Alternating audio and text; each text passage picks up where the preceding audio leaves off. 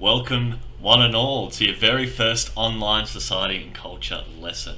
It's an honour to have you here with me. I'm Mr. Brown, and it's really great that you've chosen this content to learn about, but it's also really good that you've chosen and embraced the challenge of the hybrid online offline environment.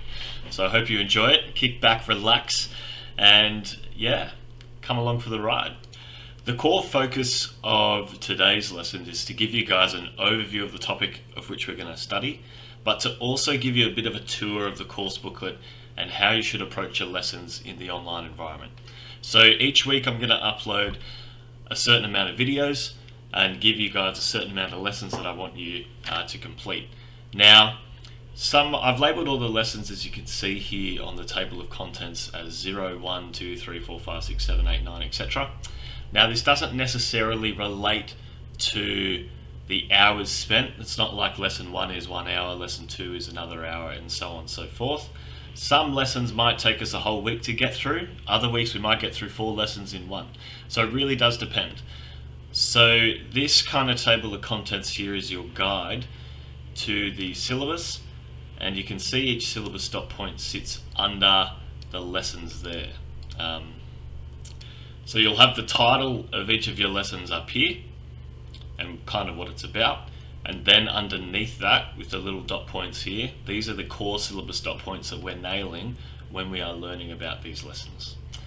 So first thing I want you to do is you'll notice a very aesthetic cover page here which has my email on it if you need, but it's also got the name of our first topic, the social and cultural world. So this whole topic is really about giving you guys a fundamental understanding of society and culture, and the 3 core elements, which I'll get to a bit later, but sneak preview here, is concepts, content, and research. So they're the 3 main things we focus on in society and culture, and this first topic will really give you guys a strong understanding of that. First thing I want you to do though is to write your name, your first and last name, on that gorgeous title page there. That'll help me identify you, and so when I'm checking your book work weekly, I will be able to know whose it is that I'm marking. Revolutionary stuff, folks. So once you've done that, we're going to go on with lessons 0 and 1 today. We're going to get straight into it, and woohoo! Let's enjoy the ride.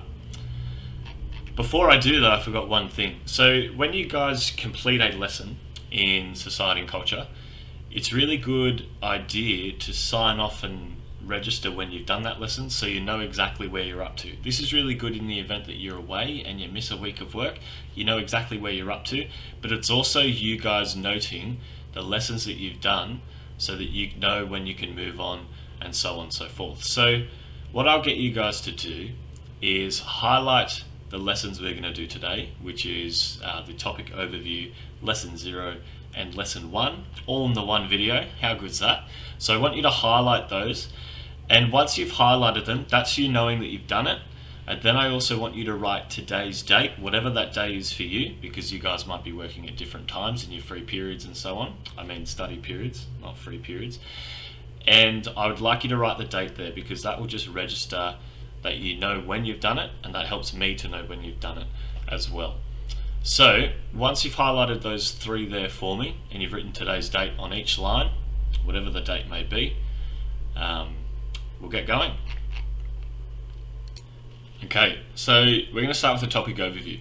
How the kind of lessons here will work is I'm going to give you guys lectures, I suppose, through this web series, and these are your online virtual lessons where you'll have access to me 24/7. So if you're ever feeling like you can't sleep at night and you need something to put you to sleep, I'm here ready to go. Just chuck me on and I'm sure you'll fall asleep in 5 minutes or so. But the other advantage of that is that you can pause, slow me down, or speed me up if I'm talking too slow. You can review different lessons at different points. So let's say, for example, you've got a test coming up and you know lesson 7 on social constructs is going to be in the test. You might want to go back and rewatch that video lesson and do it again, which is a huge advantage. So that's one aspect. The other aspect is that when I talk through these lectures to you, I will ask you to sort of annotate, highlight as we go. There's 2 kind of reasons for that. One, it helps the memory get the content engraved into your brain. But the other thing is that I'll be able to check that you've actually seen and watched and engaged these videos. Unfortunately, maybe for some of you, but fortunately, because I love it, school is compulsory. And the online lessons are no different. So very similar to if you were to rock up to a physical class, there would be consequences. We've got to really make sure we're watching these videos and engaging in the lessons. And by you annotating these videos, or your notes, based on these videos, that's how I know that you are engaging with this content. So, without further ado, here's the topic overview. So the focus of our study is looking at the interactions, between persons within and between groups, both in the contemporary world and in societies across time. So, as I go and read things, I'll try to break down words to you to increase your vocab. So the word contemporary here, if you guys want to draw a little arrow, what the word contemporary means is basically new, current, or modern.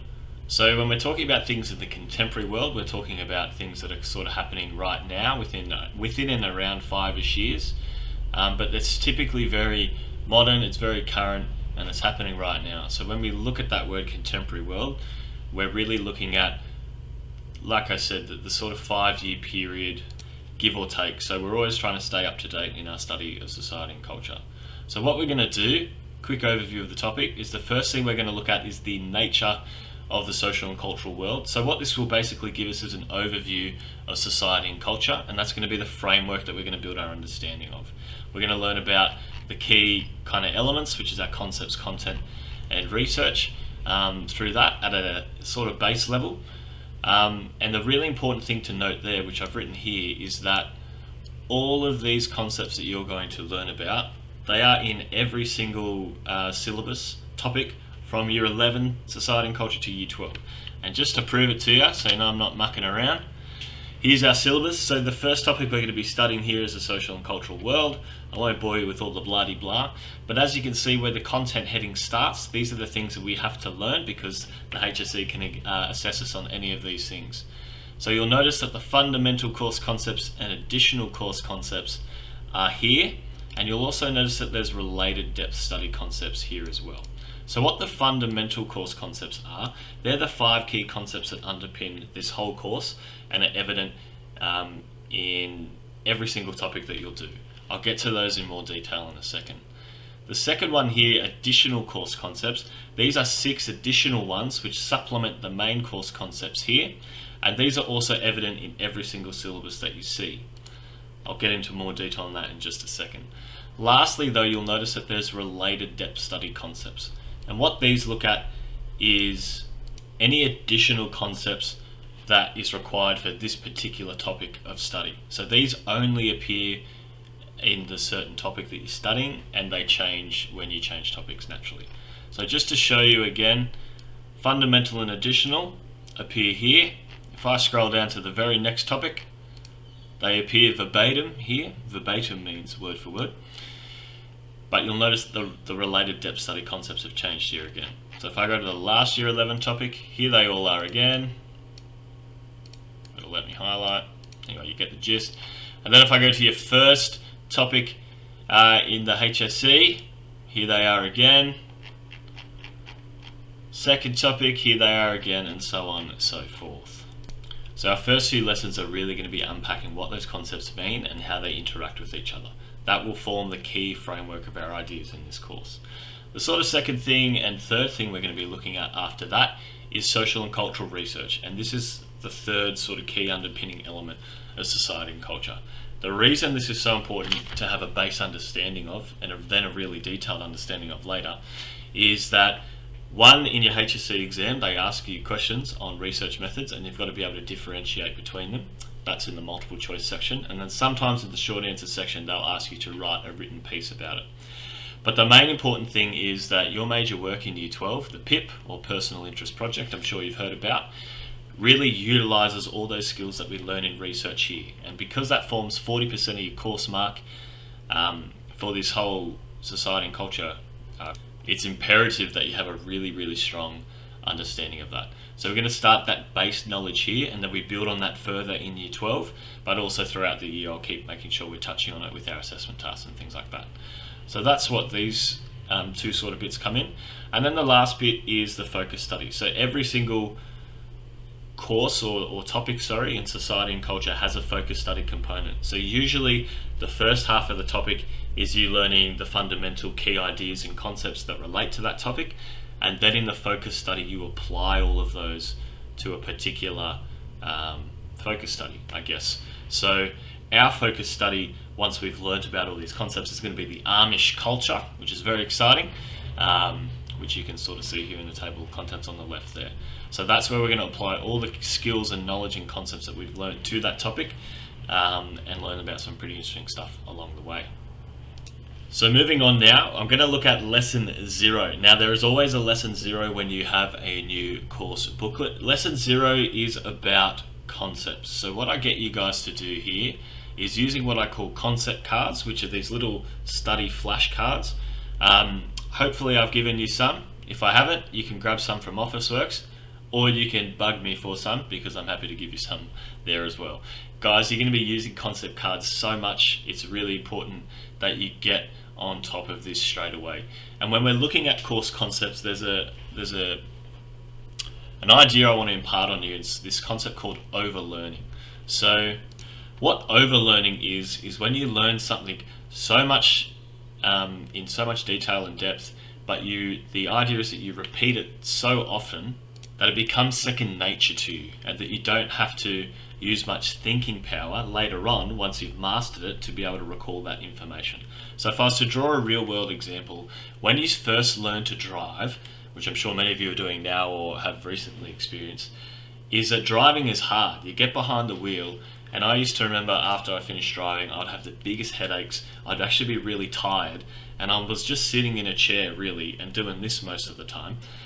So why was I so tired? And that's because of the cognitive load that I had in learning that new skill, and learning how to drive was quite challenging at first. However, because I've done it so much, when I get in the car now, my body just reacts. I really don't have to think about it. Driving doesn't tire me anymore. It still gives me headaches sometimes, but it's usually nothing to do with my driving and more to do with other people's. But that's beside the point. But what I've done there is I've overlearnt that skill. Okay, I've almost done it so much that it's become a reflex, and it's become embedded into my brain that I don't have to think about it, and it's no longer work, I guess, for me to remember that.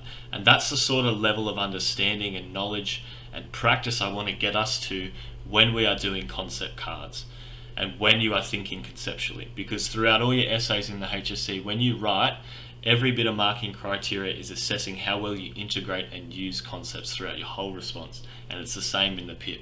So I'm going to be doing that as well throughout the whole year. So getting us to a level where we overlearn it, we know it off by heart, rote learning it the good old-fashioned way is really going to be beneficial to us, and that's why we use concept cards.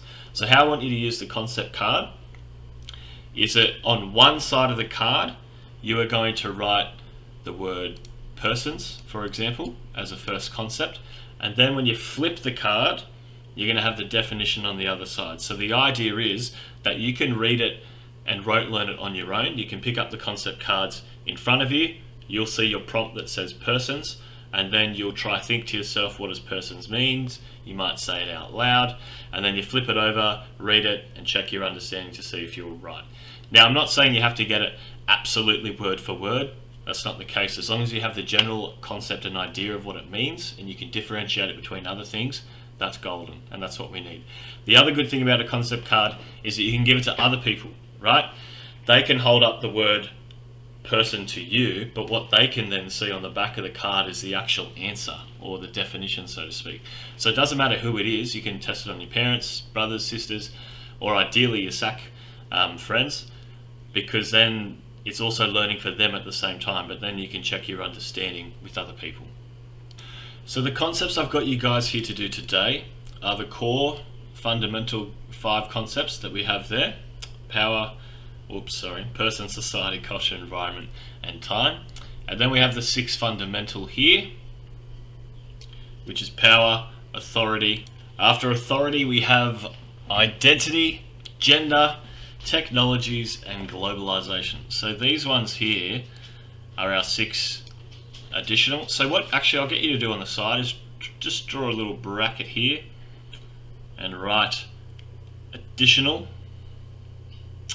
and then draw another little bracket here and write fundamental. Fundamental meaning they're the most important. Additional meaning these are the additional things who are just also very important. It's all important basically is what you'll learn with concepts.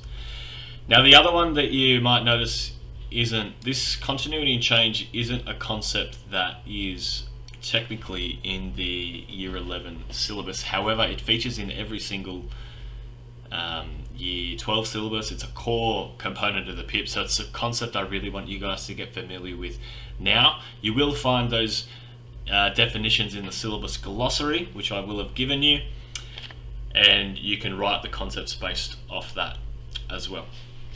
The other ones that I've got here, micro, meso, macro, is also one that is a really important concept to have. It's one that's not listed as a fundamental or additional, but I want you guys to view it as that. So you might even want to draw a little arrow and group it under there if you wish, because they're really important concepts which I'll go through and go over in a second. Social and cultural literacy is another one which I'll sort of talk to you how I want you guys to do that just a bit later on. And then the social construct, social structure are ones that are really important to the current topic we're going to do, so save a spot for them.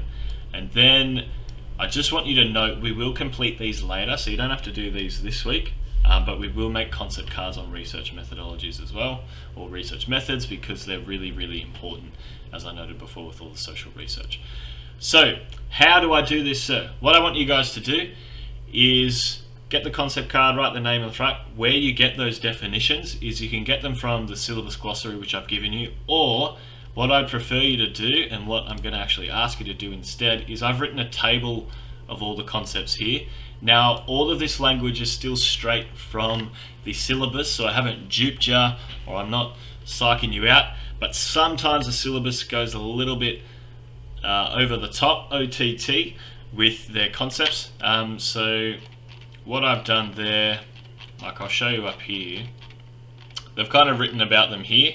For persons, or if I use the concept of time, for example, they sort of start going on about time a bit too much, you know, talking about last century, this century, and decades, and we don't really need to know that little bit. So I've sort of condensed it for you, shebang shabong, and put it there for you. So some of these definitions are longer than others. That's because some concepts are more nuanced than others, especially when we look at things like identity, gender and culture. They're probably the biggest ones, but and then technology there as well, but they're quite nuanced. There's a lot to unpack there, and almost all that information's relative and important.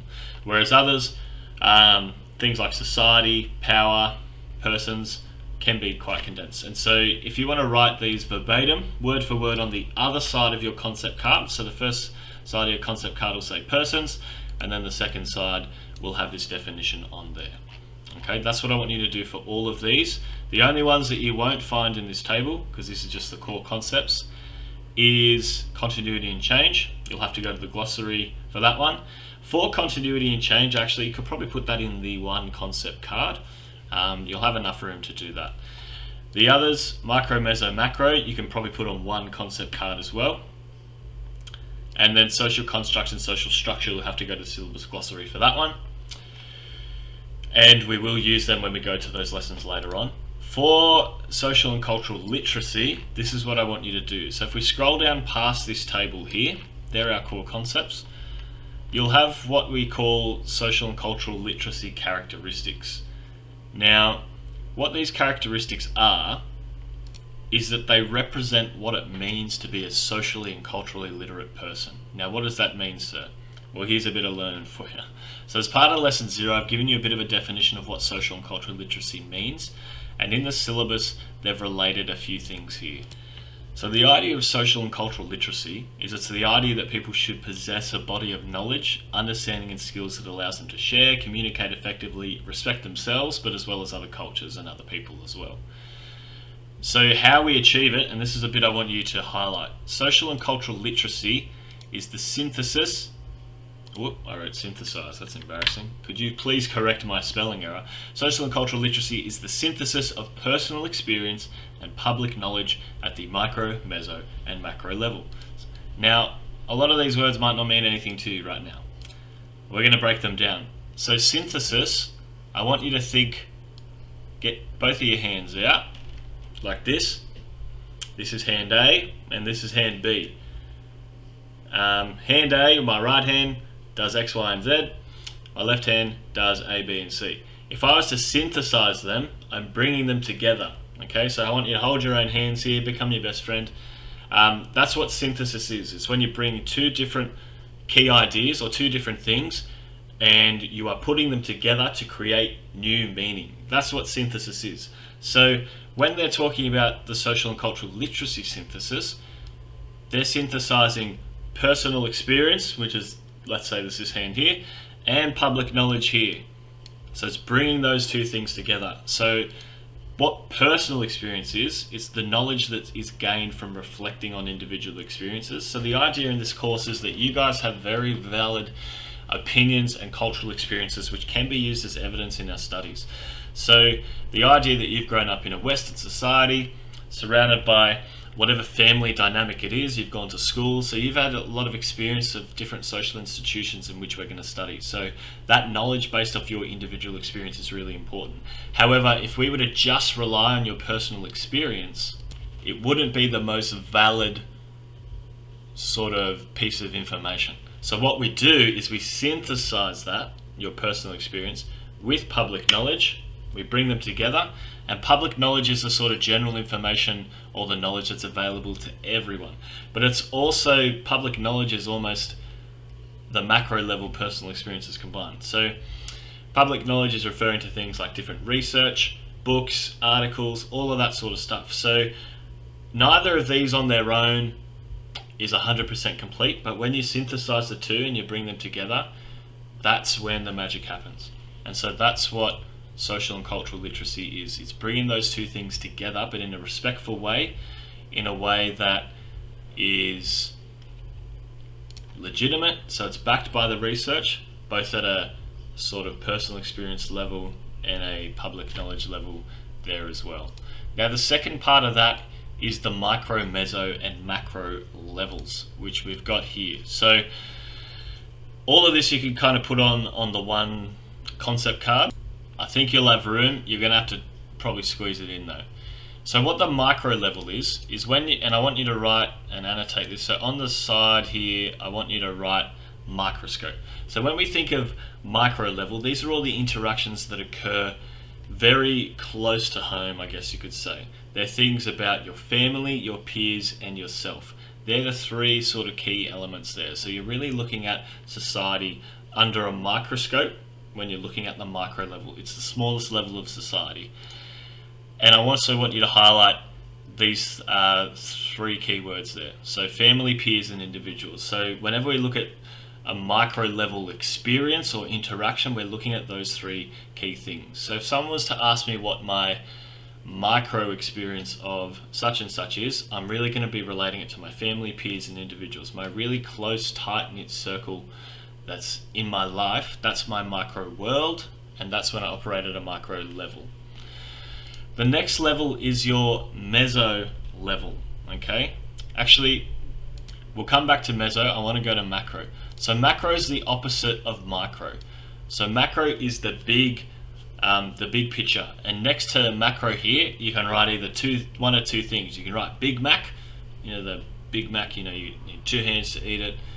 Well, maybe it's kind of small now, the burger, but the idea is it's Big Mac, or you think of mac and cheese, it's huge. So huge in terms of calories and carb content. Anyway, that's how I remember it. You might think of a different way, but Big Mac is a good one because Big Mac is big, right? It's the biggest level of society. So these are any interactions that are occurring at the highest level of society or the biggest level. So really large institutions like social media operates at a macro level because it's global, and that's the key thing with macro. A lot of the stuff that's at a macro level is global, but it can also be national too. So if we're looking at our government in Australia, that's a macro level impact. If we're looking at the law and how it applies in Australia. That can be at a macro or meso level, but if we look at federal law, that word federal meaning nationwide, that is indeed macro. And also state level government, when we're looking at the top, if we look at things like the Premier, ministers, they all operate sort of at a macro level too. So those interactions at the top level are considered macro, big mac, all right? They're the big picture sort of stuff. Now the in-between level, the last one, is the meso level interactions. So this is everything else. This is everything else that's not quite big enough to be macro, but not small enough to be micro.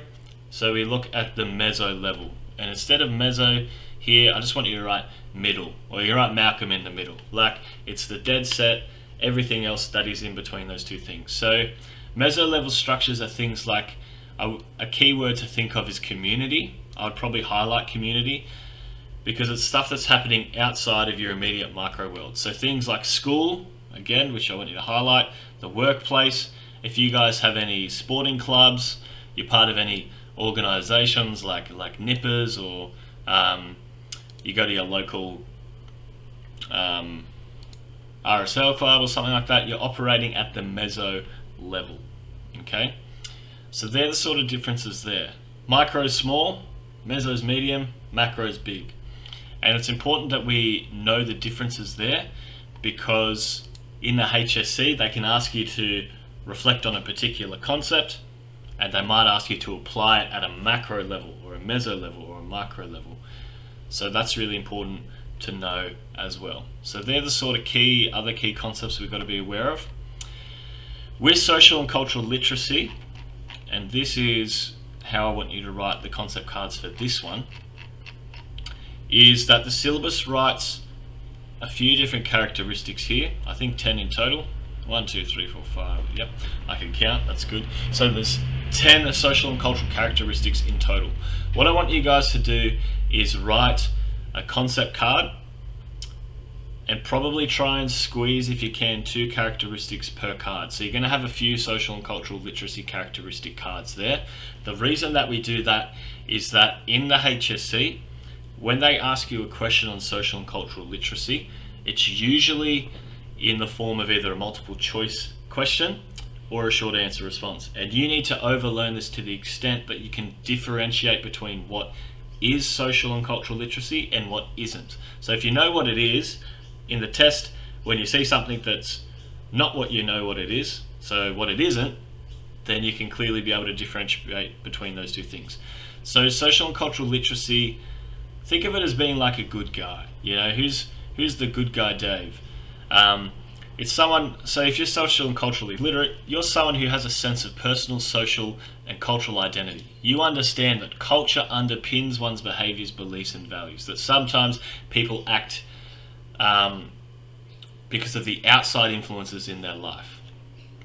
So for example, in contemporary Western culture, our current culture, our views on gender have changed quite a lot in the last few years, and that's underpinning our behavior at meso level institutions. When we look at things like more gender equality in the workplace, if you're someone who partakes in that, you can be considered a socially and culturally literate person, because you're understanding that culture underpins one's beliefs and values, and even their actions as well.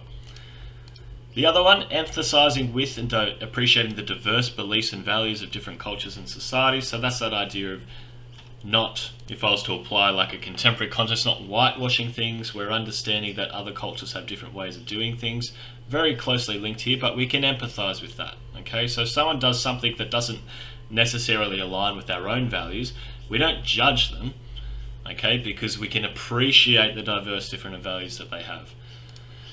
The third one here, communicates effectively with people and can work cooperatively in a cross-cultural setting. You'll see that all of these sort of blend together into that concept of just being a good guy Dave, is that if you can work cooperatively in a cross-cultural setting, okay, you're going to be respectful of other people's cultures when you're working with them and things like that. So that's another characteristic. Again, avoiding making judgments of another culture's practice using the values of his or her own culture. So a socially, culturally literate person won't judge someone for their culture and their beliefs, because again, if we link it to this other concept, they're empathizing with it and they can appreciate that it might be different to theirs. That doesn't necessarily make it more right or more wrong, although from a Western cultural perspective that can be really hard to understand sometimes because people's cultural values and beliefs are so ingrained that it's hard when something creates friction with that. But a socially and culturally literate person will avoid making judgments based on someone else's culture.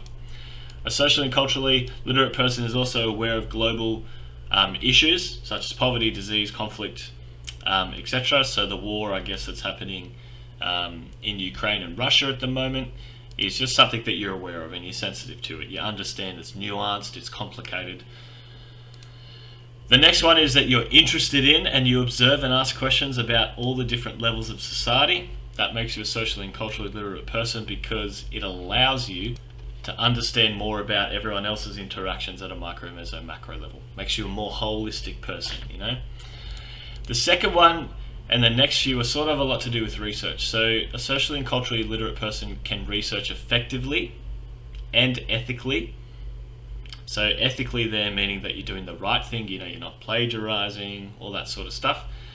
And that you show critical discernment towards the media and information from the media. So critical discernment, so discernment means that you are able to judge things well. Okay, so if you can discern something, you're able to take all the different perspectives, the different ideas, the different facts, and be able to make a solid judgment based on all the reason.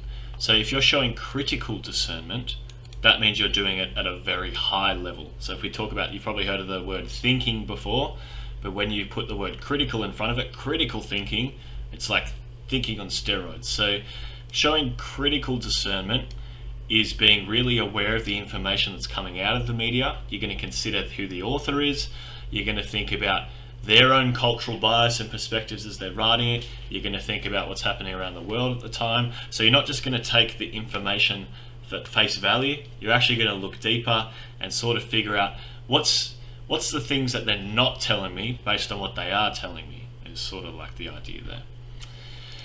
The other one is that you will apply skills to achieve social inclusion. So social inclusion, if you want to draw a little arrow, that's all about equity and fairness. So social inclusion, that's including people in society, so not showing any discrimination or prejudice. And that's based off lots of things. That's based off gender, it can be based off ethnicity, culture, religious beliefs, whatever it is. The idea is that to achieve social inclusion, where everyone feels welcome, where everyone's culture is valued, we do not discriminate or show any prejudice if we are a socially and culturally literate person. Second last one is that you would have a sense of social responsibility and display active citizenship by engaging critically with social issues. So the idea of being an active citizenship is that you are keen to make a difference, I guess, on critical social issues. So for an example, if you were to show active citizenship towards the social issue of the environment and global warming, you might have an electric car that's renewable. You might put solar panels on your roof. You might take 3 for the sea and pick up rubbish where you go. You might be really ethically aware of the food you eat, where it's sourced, the sort of clothes you wear, who manufactures them, are they paying their workers right? All that sort of stuff is showing active citizenship. And it's not saying you have to do all these things, but the idea is that a socially and culturally literate person will be aware of it and they'll take some kind of action to make a more just world at macro, meso and micro levels. And some examples of where they can do that is they take action or considered action, so it's thoughtful, for the welfare, dignity, social justice, human rights of others at all different levels. And then the last one is that you would consider the impact of globalization, technologies, and rapid change, and their implications for the future. So pretty self-explanatory there. Just thinking about the future, a socially and culturally literate person will very much consider the impact that technology is having on that, because it's growing at such a fast rate, it's impacting almost everything we do. So that's it for lesson 0. Lesson 1 and a topic overview. That's sort of a really brief overview there. All of these concepts that we have looked at today, the idea is that you'll go back and rote learn that. We'll do a lot of stuff in class where we'll go into more depth on it, so if you're feeling a bit overwhelmed now, don't stress. And if you're also looking at the length of this video and going, holy crap, what have I gotten myself into? Videos won't be this long normally. This is very much an introductory video and looking at all the different things. I aim to cap it around roughish the 10ish minute mark. Some lessons may go over, 10-15 minutes, but some lessons might be under 2. Some videos might only go for 5 minutes. So in any case, you always win out because you guys are given 4 free periods for this. I take 2 of them face to face, so technically I've got 2 hours worth of video content I can dump on you each week, but we never get anywhere near that amount. Very rarely will it ever go over half an hour in total. This one obviously has, but it won't even get to an hour, so even half that, so you're still saving time. So that's it for this lesson. Hope you enjoyed it. I'll be looking to see for your annotations and things like that. Get those concept cards done, and I'll see you in the next video. See ya.